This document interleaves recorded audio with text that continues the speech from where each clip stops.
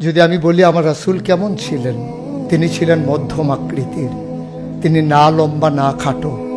তিনি কখনো বা যখন হাজারো মানুষের সামনে দাঁড়াতেন, বিদায় হজের সময়ে 1,40,000 সাহাবা যখন ময়দানে, তিনি যখন আস্তে করে উঠে দাঁড়ালেন, ওনার চাইতে অনেক লম্বা লম্বা মানুষ থাকার পরেও অবাক বিস্ময়ে সবাই তাকিয়ে দেখলো সবার উপর দিয়ে যে মানুষটির মাথা মুবারক দেখা যায়, তিনি নবী মুহাম্মদুর রাসূলুল্লাহ সাল্লাল্লাহু আলাইহি ওয়াসাল্লাম। তিনি মধ্যম আকৃতির হওয়ার পরে সবার উপরে তার শির, সবার উপরে তার মাথা। সবাই অবাক বিস্ময়ে তাকিয়ে দেখলেন তার চুলগুলো হালকা হালকা কোঁকড়ানো। তিনি কখনো বা যখন চুলের ভিতরে তৈল দিয়ে আছড়াতেন, অবাক বিস্ময়ে মানুষ তাকিয়ে দেখতেন, মনে হতো চুলের মাঝে যেন মৃদুমন্দ ঢেউ দেখা যায়। তার কপালটা ছিল চওড়া শুভ্র, তার চোখের ভ্রুগুলো ছিল ধনুকের মতো বাঁকা, তার চোখগুলো ছিল টানা টানা ভাসা ভাসা, তার চোখের পাতাগুলো ছিল গোলাপের পাপড়ির মতো। তিনি কখনো বা যখন চোখের পলক ফেলতেন, অবাক বিস্ময়ে মানুষ তাকিয়ে দেখতেন, মনে হতো মৃদুমন্দ বাতাসে গোলাপ পাপড়ি দোল খাচ্ছে। তার চোখের সাদা অংশ ছিল রক্তিমাভ সাদা, কালো অংশ ছিল তার কৃষ্ণ কালো। তার ঠোঁটগুলো ছিল গোলাপি রঙের, তার নাকটা ছিল খাড়া, ছিদ্রগুলো ছিল ছোট ছোট, নাকের নিচে ঠোঁটের উপরে ছিল চিকন সরু গোঁফ। তিনি কখনো বা যখন মুচকি হাসতেন, তার গোলাপি রঙের ঠোঁট দুটো যখন একটু ফাঁক হয়ে যেত আর দাঁতগুলো যখন বের হয়ে যেত, মানুষ অবাক বিস্ময়ে খুঁজত কোথাও যেন বিজলি চমকিয়েছে। তিনি যখন প্রচণ্ড গরমের মাঝে ঘেমে সিক্ত হতেন, কপালে তার মুক্তার দানার মতো ঘাম জমে যেত।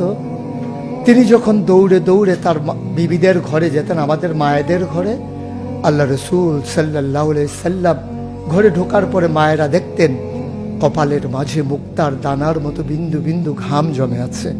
মায়েরা বলতেন, গুস্তাকি মাফ কার দিজিয়ে, বেয়াদবি মাফ করবেন, আপনি চুপটি করে একটু বসুন। নবীকে বসিয়ে ওরা ছোট্ট শিশু খুঁজে বের করতেন, অতি যত্নে পরম আদরে তার কপালের ঘামগুলো তারা শিশির ভিতরে ভরে মুখ বন্ধ করে রেখে দিতেন। ঈদ যখন আসতো, বিয়ে যখন হতো, জমানো ঘাম তারা আতর হিসেবে ব্যবহার করতেন। এ নবী তো সে নবী, হেঁটে গেছেন 1 মাস আগে রাত পথ ধরে, যাওয়ার পরে তিনি তো চলেই গেছেন। 1 মাস পরে যখন আবার ওই পথ মারিয়ে কোনো এক সাহাবা যাচ্ছেন, স্থানীয় বাসিন্দা যারা রাস্তার কিনারে যাদের ঘর, তাদেরকে ডেকে বললেন, ভাইরা এ পথ দিয়ে কি আমার নবী হেঁটে গেছে কখনো? বলেছ সে তো 1 মাস আগের কথা, তুমি বুঝলে কেমনে? মুচকি হেসে সাহাবা জবাব দিলেন, হেঁটে গেছেন 1 মাস আগে, কিন্তু আজও সেই পথে নবীর গায়ের জান্নাতি গন্ধ পাওয়া যায়। এ আমার নবী, এ আমাদের নবী, আমাদের গর্ভের নবী। কেন পাঠালেন নবীকে? লাকাদ কানা লাকুম ফি রাসূলিল্লাহি উসওয়াতুন হাসানাহ। তিনি মডেল, তিনি আইডল, তিনি আইকন, তিনি অনুপম আদর্শ, তিনি আমাদের জন্য উসওয়াতুন হাসানাহ। তিনি পথ দেখিয়েছেন কেমন করে একটা ছেলে তার মায়ের কাছে ভালো সন্তান হতে পারে। তিনি আঙ্গুল দিয়ে দেখিয়ে দিয়েছেন কেমন করে কোনো এক স্ত্রীর কাছে ঈর্ষণীয় স্বামী হওয়া যায়। তিনি আচরণ করেছেন মা আয়েশার সাথে এমন যে আচরণ আজও যদি কোনো মেয়েরা করে, তাহলে তার স্বামী হবে তার কাছে সেরা স্বামী। শুধু সেই স্বামী তার স্ত্রীর সাথে সেই ব্যবহার করে। আল্লাহ রাসূল সাল্লাল্লাহু আলাইহি সাল্লাম আদরের নাতি হাসান হুসাইনের সাথে এমনই মধুর ব্যবহার করেছেন। কেউ যদি সেরা নানা হতে চায়, কেউ যদি সেরা দাদা হতে চায়, সেজন্য নবীজি যে আচরণ করেছে হাসান হুসাইনের সাথে, সেই আচরণ করেছে তার নাতনি নাতনির সাথে, তাহলে সে হয়ে যাবে সেরা নানা। কেউ যদি আদর্শ শিক্ষক হতে চান, কেউ যদি হতে চান উত্তম আদর্শের অনুসারী, তাইলে আল্লাহ রাসূল সাল্লাল্লাহু আলাইহি সাল্লামকে আল্লাহ নিজেই জানিয়ে দিলেন যে আমি তো আপনাকে দান করেছি ইন্নাকা লাআলা খুলুকিন আযীম, আপনি হচ্ছেন উত্তম থেকে উত্তমতর চরিত্রের অধিকারী। চরিত্র হচ্ছে 3 রকম, খুলুকুল হাসান, খুলুকুল করিম, খুলুকুল আযীম। খুলুকুল হাসান মানে হচ্ছে আপনাকে একজন গালি দিয়েছে, আপনি হুবহু সেই গালিটা দিয়েছেন। আপনাকে বলেছে তুমি বদ, আপনি বলেছেন আমি না, তুমি বদ। এটা হচ্ছে হাসান।